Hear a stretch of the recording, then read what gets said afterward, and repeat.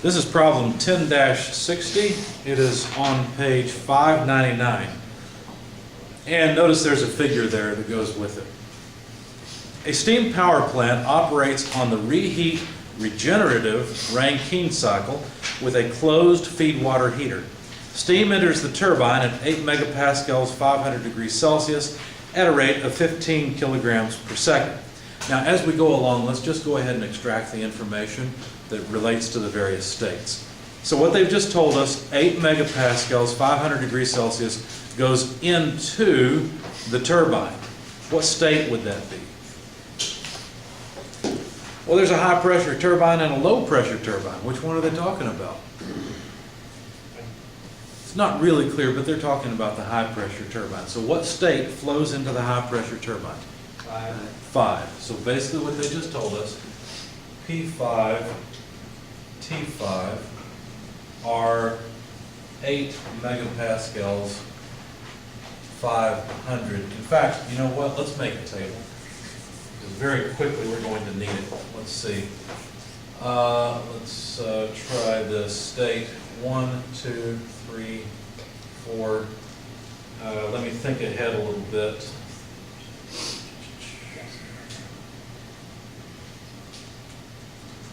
Have a 2A and a 2S because we're going to need them.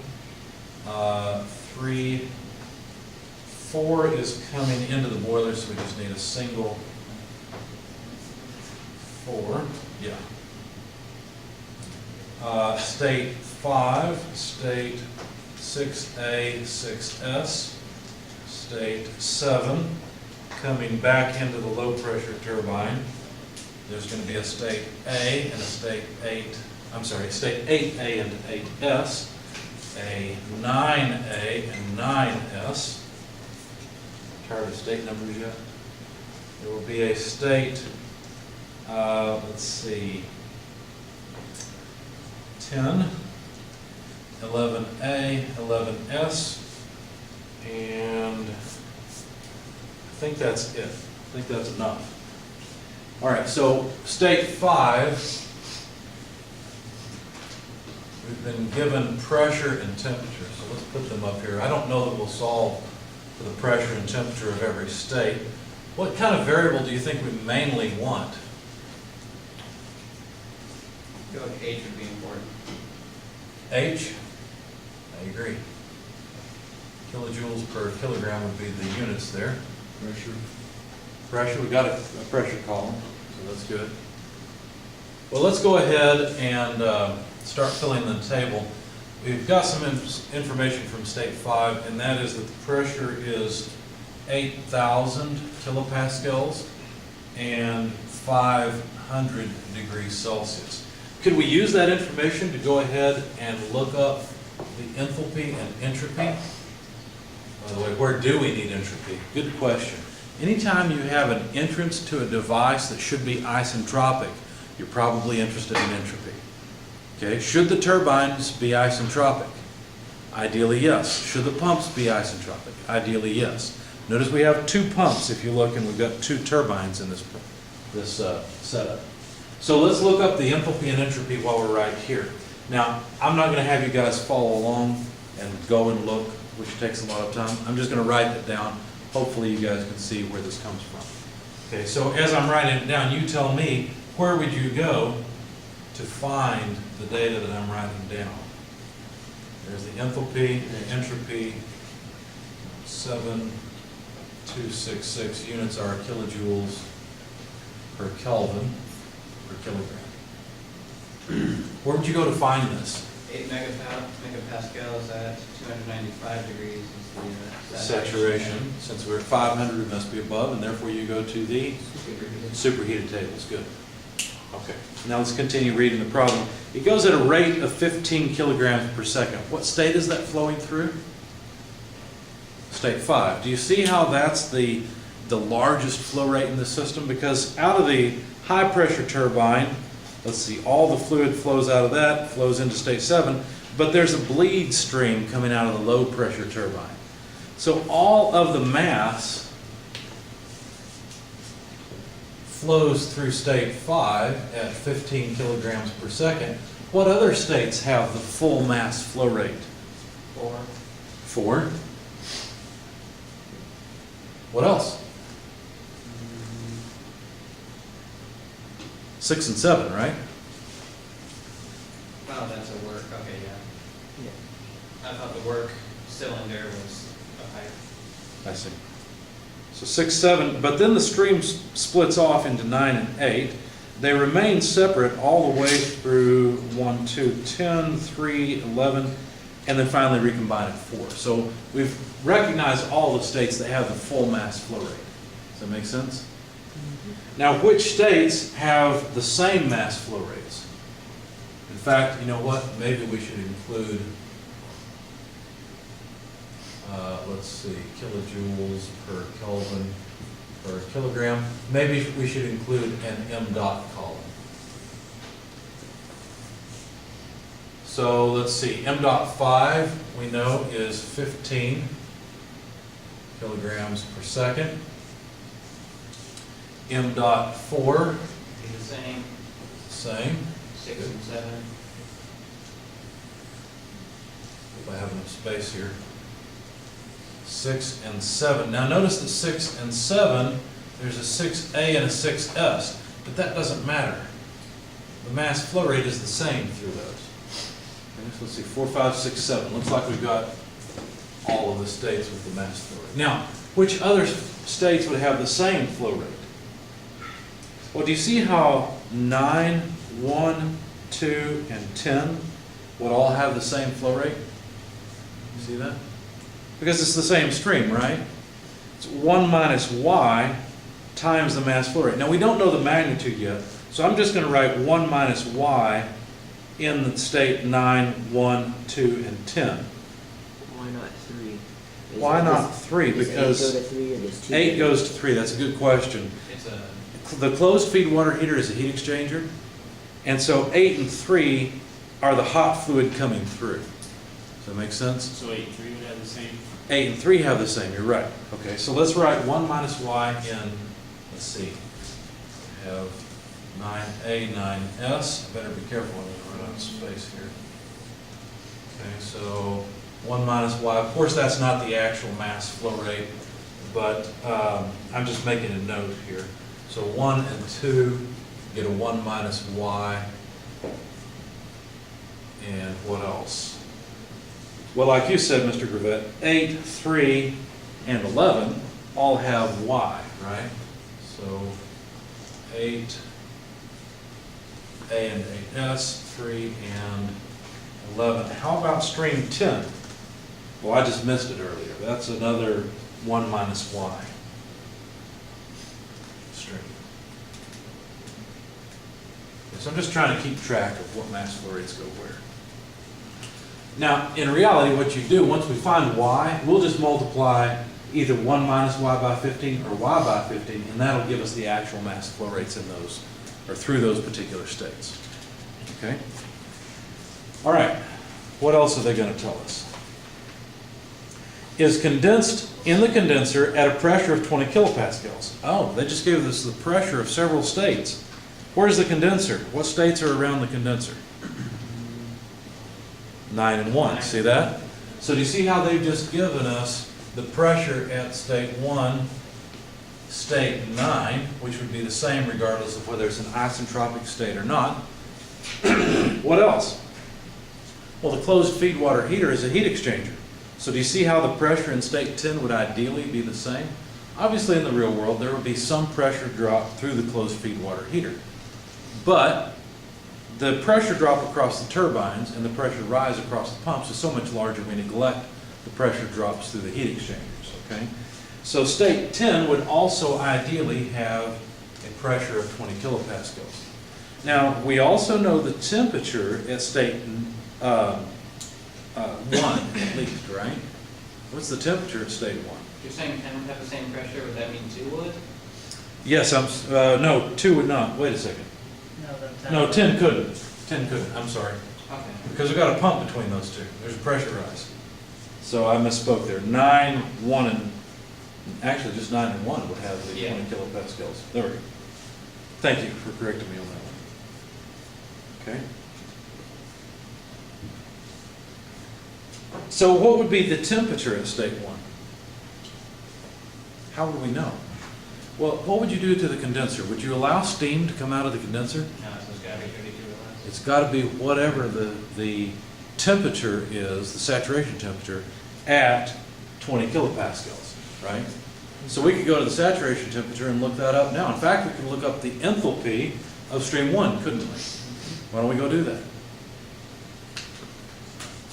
So stream 1 would be the enthalpy of saturated liquid. And so that's 251.42 kilojoules per kilogram. It's just HF at 20 kilopascals. Okay. I didn't write down the temperature. Why don't you guys go find the temperature? I did look up the specific volume. We won't need specific volume for all these, so I'm not going to make a column for it. But we will need it around the pumps. And so VF at 20 kilopascals is 0.001017, and it has units of cubic meters per kilogram. Temperature is 60.06. 60.06? Mm-hmm. Thank you. Okay. All right. The steam is reheated at 3 megapascals to 500 degrees Celsius. Okay, so it's reheated at 3 megapascals. Where is there 3 megapascals then? What states? More than one state. 7. 7 and 6. Okay. The pressure is the same. The temperature is not the same, but the pressure is the same. 6 and 7 have a pressure of 3,000 kilopascals.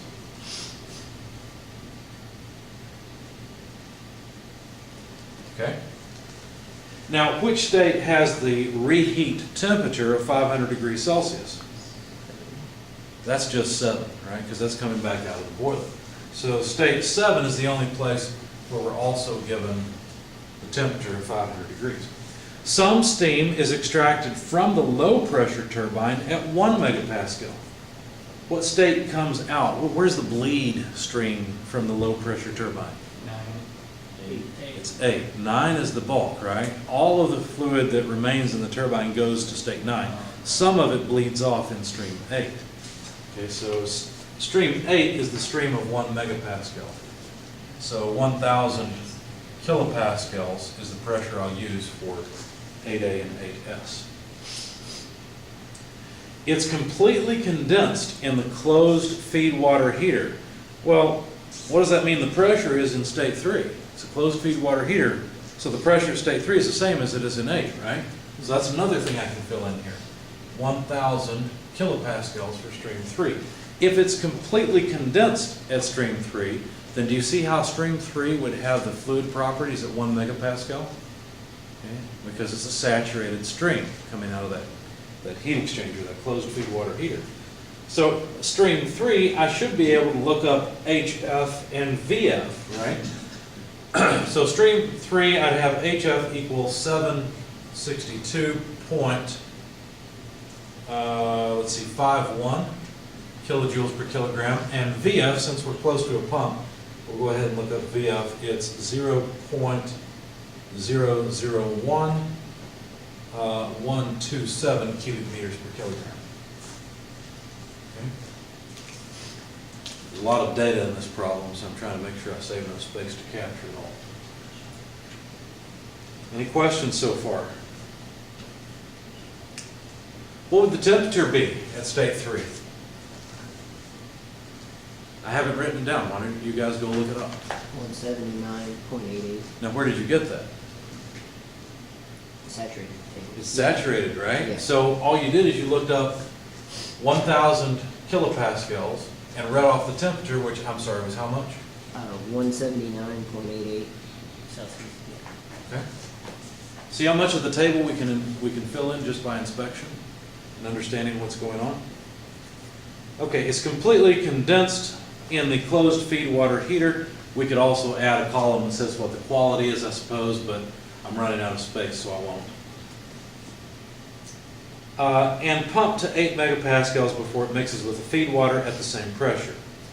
Okay, so basically stream 10 and stream 11 have to be at the same pressure. Okay? Stream 4 has to be at the same pressure as well. Now, how do we know that? Well, we assume that there's no pressure drop through the boiler. Okay, so notice the pressure at state 5 is the same as the pressure at state 4, which is the same as the pressure at state 10, which is the same at state 11. Okay? Does that make sense? Any questions so far? I see frowns. All right. Assuming an isentropic efficiency of 88% for both the turbine and the pump, well, there's two turbines and two pumps. Basically, they're saying, we're going to make life easy on you. All of the isentropic efficiencies are 88%, which actually makes life hard for us. That's where all these S and A states came from. Notice we've got one for one pump, one for the other, and one each for the turbines. Okay. We're supposed to find A, the temperature of the steam at the inlet of the closed feed water heater, mass flow rate of the steam extracted from the turbine, net power output, thermal efficiency, a bunch of junk. Okay. How are we going to do this? Well, we probably better find enthalpies everywhere. Okay. Now, just drawing the TS diagram for this cycle is somewhat daunting, but let's do it anyway. Because the TS diagram is what will help us quite a lot.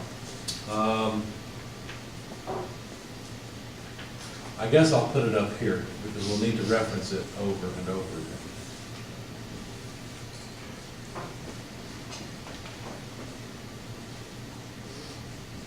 Almost would have been helpful to have two cameras. One for Yeah. each side. Yeah, or maybe put all this stuff in Excel, I don't know. Anyway, so let's see, here's the vapor dome. And what I'm going to do is draw the cycle in another color, because there's going to be so many lines, I don't want them to become confusing. Let's start at state 1. Where is state 1? State 1 is a saturated state that comes into the pump out of the condenser. Okay? So we know it should belong on the line because it's a saturated liquid state. Ideally, what the pump will do is pump up and just raise isentropically the quality of the liquid. But it's not going to do that, right?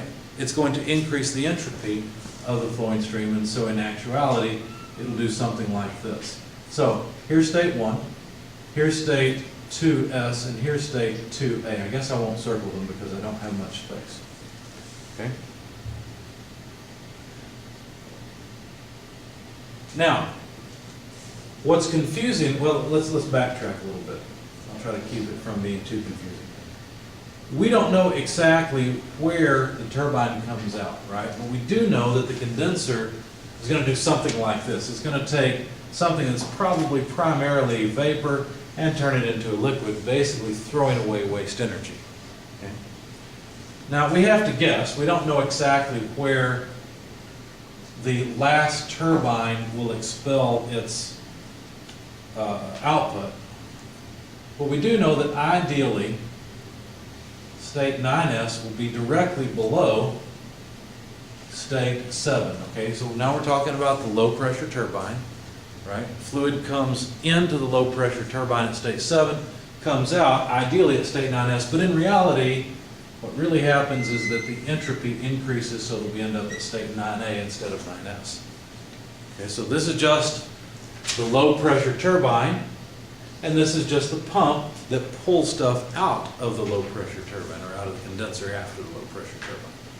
Does that make sense? Okay, you really need to follow along with the diagram to understand what's going on. Now, we know that state 5 comes into the high pressure turbine and it's at the same temperature of 500 degrees Celsius, right? So this is state 5. And again, we're going to have the same kind of thing. Ideally, the fluid will move through the high pressure turbine. We don't know if we're going to end up in the saturation region or outside. I happen to know that we end up outside of it, so I'm going to draw it outside of it. Okay. But the point is that ideally we'd end up in state 6S, but in reality, we end up in state 6A, and then reheat occurs that takes us up to state 7. Now there's one detail about the low pressure turbine I've left off of this diagram. What did I forget about the low pressure turbine? Oh, the extraction. The extraction, the bleed steam, right? So as the fluid comes into the low pressure turbine at state 7 and drops in quality, some of it comes off, right? And that state where we're extracting steam is state 8A. State 8S is right there, because ideally the low pressure turbine would just drop isentropically, but it doesn't. Okay? So there's state 8A and 8S. Then what happens? Well, the stream, state 8, goes through a heat exchanger. What does that heat exchanger do to the stream? Well, it pulls energy out of it, but it continues to pull out energy until finally the stream ends up as a saturated liquid, right? Because we've got a steam trap on the bottom of that heat exchanger. Okay, that closed feed water heater is a heat exchanger that has a steam trap on it. So what comes out of that heat exchanger is essentially state 3, a saturated liquid. Would it make sense to let any steam bypass? No. Why would you let any steam go from state 8 to state 3? It would have to come out in state 3 as a liquid, otherwise it still has useful energy that you could extract from it. So you may as well completely condense that steam. What does state 3 do? Well, state 3 goes into another pump. Notice that pump 1 and pump 2 actually both pump up to the same pressure. The output from pump 1 ultimately ends up in state 10. The output from pump 2 ends up in state 11. Both of those have to be at 8 megapascals. Okay? So both pump 1, which is over here, and pump 2, which is here, pump up to the same pressure line. Okay, this is a line of constant pressure which I will continue through the boiler here. Need 6S there. And my diagram is not very good here, but there we go. That's supposed to be a horizontal line. Let me cheat just a little bit. Do this. Okay. So both pumps have to take their fluid up. Ideally, pump 2 would do so isentropically and would end up at state 11S, but in reality, it ends up at state 11A. Okay? So there's the diagram, and actually this is not quite all there is to it, because there are some other states, for example, state 4, state 10. Okay, these two states are in here in some more detail I don't want to write down right now. Okay? But in reality, what's happening is the process is moving state 2A, state 11S, 11A. Well, 11S is not really there, so 2A goes to 11A and so on. Bless you. Okay. So it's a pretty busy diagram. But all we're really trying to do is capture what we know about this system, at least what we think is going to happen. Let me make sure I've filled everything in according to my notes. State 7 is actually already solved as well. Where is state 7? I didn't, oh, there it is. Okay, we were told the temperature, we know the pressure as well. Notice both are given, so we could look up the enthalpy and entropy. I did that already, and I got 3,457.2 kilojoules per kilogram. S7, the entropy, is 7.2359 kilojoules per kilogram per Kelvin. Okay, so state 7 is solved. 1 and 9, we know the pressure, we've written it down. 8 and 3, we know the pressure, we've written that down. The quality, obviously, in states 1 and 3 is 0 because those are saturated liquid states. The pressure at state 2, oh, we didn't write that down. The pressure at state 2 has to be 8 megapascals. This is a line of constant pressure. This is the let's get yet another color. This upper line here is all the line of 8 megapascals. Okay? Just like this lower line down here is all a line of constant pressure at 20 kilopascals. Okay, and I did not write down the fact that we know the pressure at the output of pump 1, it has to be 8 megapascals so that ultimately it can go into the boiler. Okay? Notice we've got all the pressures from the cycle, and yet the problem is not solved. That's because pressure is not what really is driving this thing. It's thermal energy that's driving it. Where's your state 4 on the? Where is, I have not drawn it yet. I'm going to come down here and zoom in on that section in just a little bit. You'll notice state 10 is also not on that yet. Okay, good question. Any others? It'll end up being in this area, okay? But it's already pretty packed there.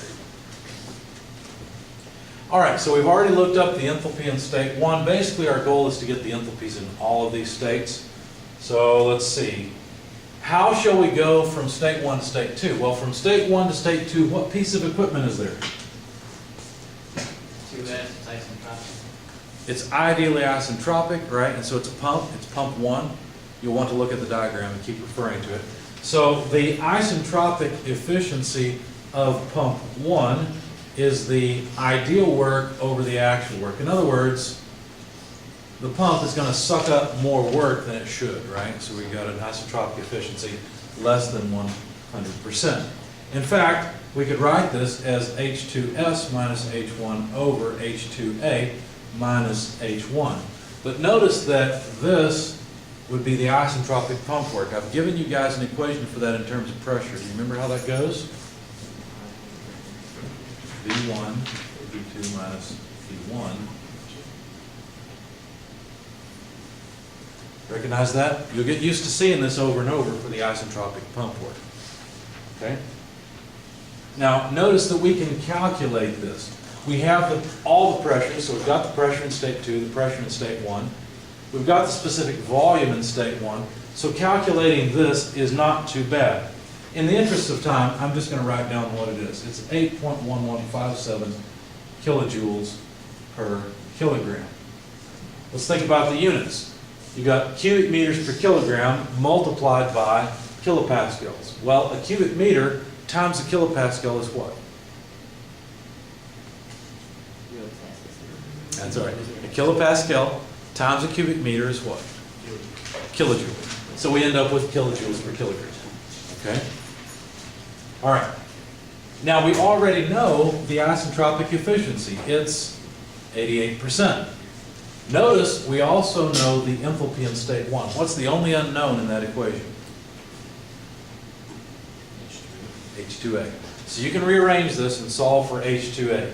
When you do that, again in the interest of time, here's what it looks like. H2A equals H1 plus the isentropic pump work in pump 1 divided by the isentropic efficiency of pump 1. Okay, I'm not going to plug in the numbers.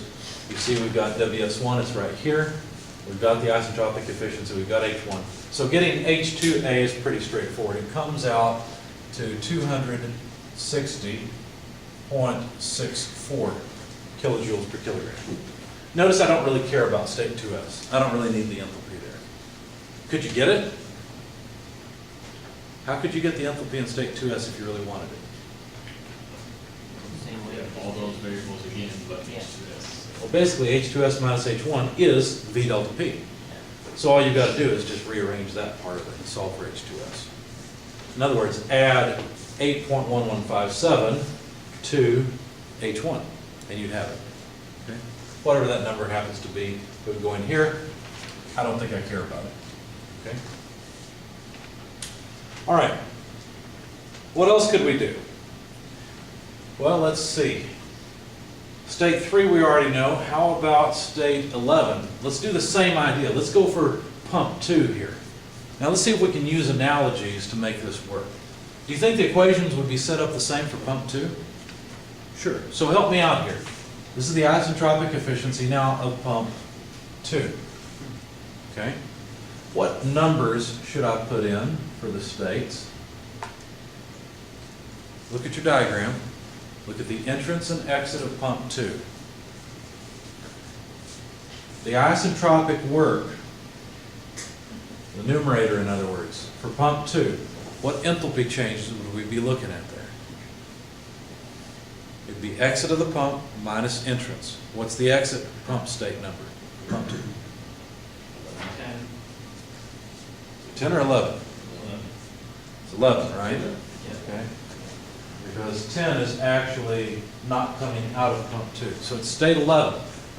So should I put an 11A or S here?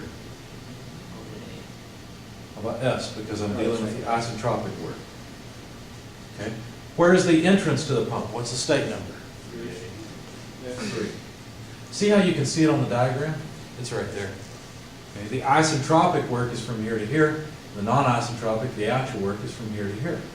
Okay. So you can cheat pretty easily if you've got your diagram right. I shouldn't say cheat. You can reference the diagram. So this is 11S minus 3. This is 11A minus 3. Now help me out over here. What state number should I put in here? You need the specific volume of 3, because that's the entrance, so the pressure at 3. How about here? 3.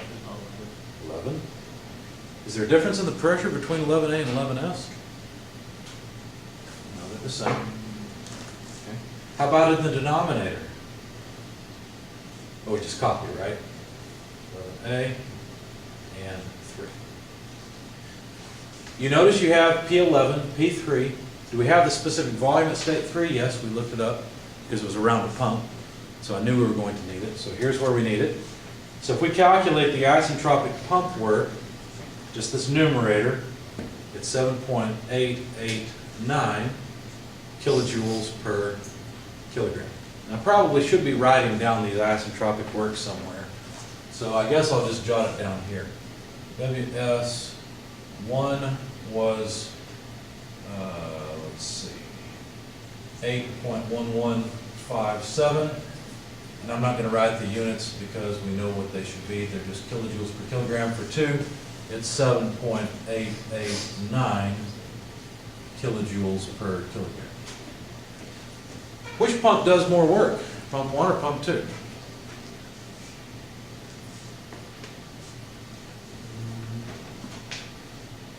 Could you say for sure one way or the other? Well, you know the amount of work per unit mass is higher in pump 1. Okay? But we don't know which one has the higher mass flow rate. We don't know if pump 1 or pump 2 has most of the flow going through it. These are reasonably close to each other. So probably whichever one has the more flow through it is the one that's doing more work. What you usually find is that the bleed stream is a small fraction of the overall. So Y is usually, 10-20%. And so the amount of flow going through pump 2 is usually pretty small. So what you usually find is that pump 2 is a whole lot smaller than pump 1. Okay? Anyway, let's continue. So basically we'd end up with the same kind of equation here. It'd be the isentropic efficiency of pump 2, which is the same as pump 1. Here we'd have H3 and this is 11A. You see how we have all of these terms? The enthalpy in state 3 is known. The isentropic pump work for pump 2 is known. The isentropic efficiency of the pump is known. So we can calculate the actual enthalpy coming out of pump 2. It's usually easy to start with the pumps because the pumps always have inputs coming in on the saturated states or from the saturated states. And even if you have an isentropic efficiency to deal with, it's not too bad because as long as you remember the isentropic pump work equation, you can plug it in and things go smoothly. Okay. Anyway, 11A comes out with an enthalpy of 771.47, and again we don't care about 11S. One page down, 3 to go. How are we going to stay awake? This is a rough one. Let's do one more thing. I'll give you a break at the hour mark. We've dealt with the pumps. Now, what in this system is kind of like the pumps in that they should be isentropic? Turbine. Turbines, right? So why don't we do the same kind of thing? Why don't we try to use the isentropic efficiency of the turbine to locate the actual states? By the way, I should have the same pressure for state 6. This is getting really messy. This is 6S. So I should have put that point down here because 6A and 6S should be at the same pressure. I've already noted that here. So yeah, we should be able to use the idea of an isentropic relationship between the states in order to deal with the high and low pressure turbines. Okay. So that means we're going to need the entropy at state 5 and at state 7. Fortunately, I thought ahead and did that. Okay. Is there a similar isentropic turbine work equation we can use, some kind of V delta P thing? Turns out there's not, right? Because ideally all the pump does is increase the flow energy of the stream. Turbines are different. Turbines don't just extract flow energy. What else do they do? They extract, what's that? They give work. They generate work, pumps consume work. They're just opposites. They But extract thermal energy. they extract thermal energy, right? And so we can't just have a V delta P kind of calculation for the turbines. We have to do something different. What do we normally do? What's the isentropic equation for turbines? It's really easy. 1 minus. How about this? S5 equals S6S. Right? Basically the idea is that if you look up the entropy in state 5 coming into the high pressure turbine, the entropy in state 6S should be the same. That's the isentropic equation we use there, right? It's that simple. So notice I could have written down the entropy in state 6S immediately, 6.7266. I just copied it. So you tell me, what is the entropy in state 9S? What should I put in 9S right there? 7.2357, right? Okay, good. So 9S, 7.2357. What I'm doing here, I'm using an isentropic equation. It's a simple one. But all I'm saying is that the entropy in these S states should be the same as the entropy in the entering states. What should the entropy be in state 8S? Same. See how that's all a vertical line there? It's all the same entropy. So state 8S also should have an entropy of 7.235. Actually, I think that's 59. Let me look and see. I've got it in my notes. Let's see. Yeah, that's a 9.